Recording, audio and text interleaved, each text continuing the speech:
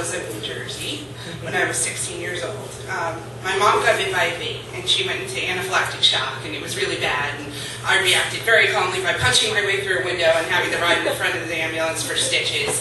And after this experience, I decided I was going to become an EMT and learn how to save lives.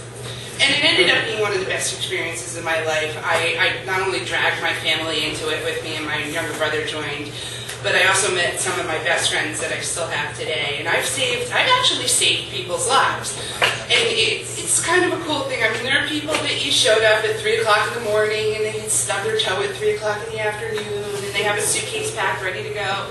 And you're like, really, an ambulance? I'm not a taxi.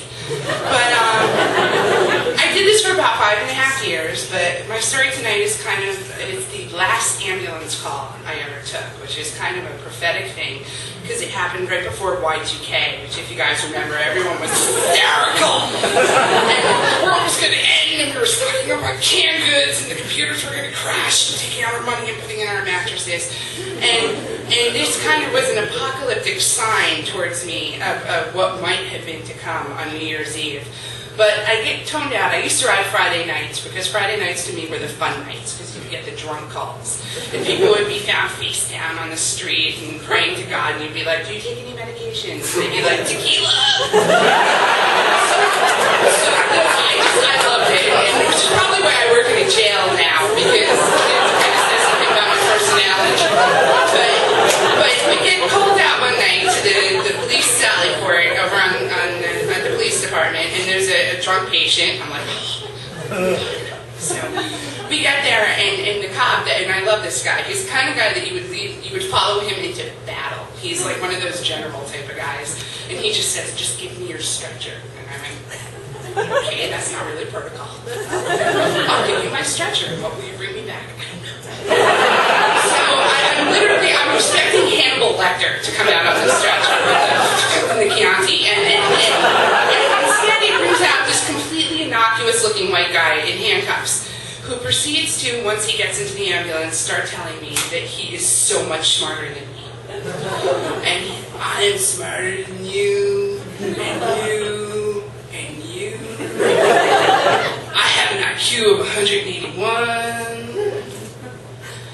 I choose to go into construction because I don't like people. I'm like, but dude, you're in handcuffs. My hands are free. So let's weigh our options on intelligence here. But it's okay. So we're like, we're taking him to the hospital, and it turns out that he has a laceration on his arm, which is a fancy word for cut. And that he got because he jumped out of the window of the cop car. And you're thinking, well, what situation would lead you to jump out the window of a cop car? Well, we didn't know, but it's not my job to know, it's just my job to treat. So we're taking him back to the hospital where apparently he had once been, because on the way down from the hospital to the police station, that's when he jumped out the window of the cop car. And this is the point of the story where this story starts to go to, you remember that nursery rhyme house that Jack built? Like, this is the cat that ate the rat that shot the bird with something Jack. Well, this is the guy who jumped out the window of the cop car, but is smarter than me, but in handcuffs. So we go back. Well, why was he at the hospital? We still don't know. Well, he was at the hospital. How did he get the laceration on his arm?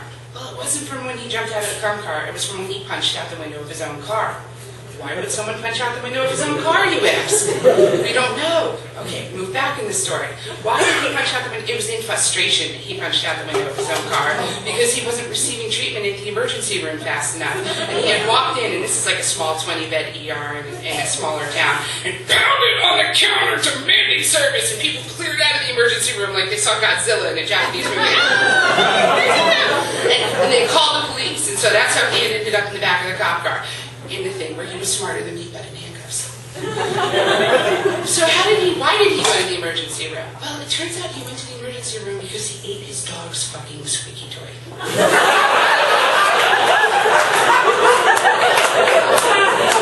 So let's review here. He came to a trunk from a New Year's Eve party, ate his fucking dog's squeaky toy, went to the emergency room, pounded on the counter for service, got the police called, then went outside in frustration, punched out the window of his own car, resulting in the laceration that got the cops called, then kicked out the window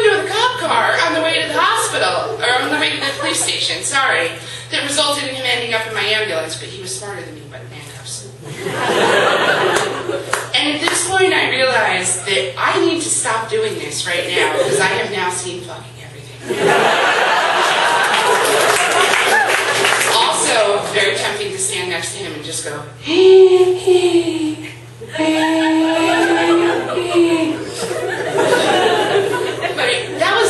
it really was the last call I ever ended up taking, because I ended up getting a job working nights after that and leaving the ambulance corps. But the moral of the story is you can save people from drowning, you can save people's lives, but you really can't save people from themselves.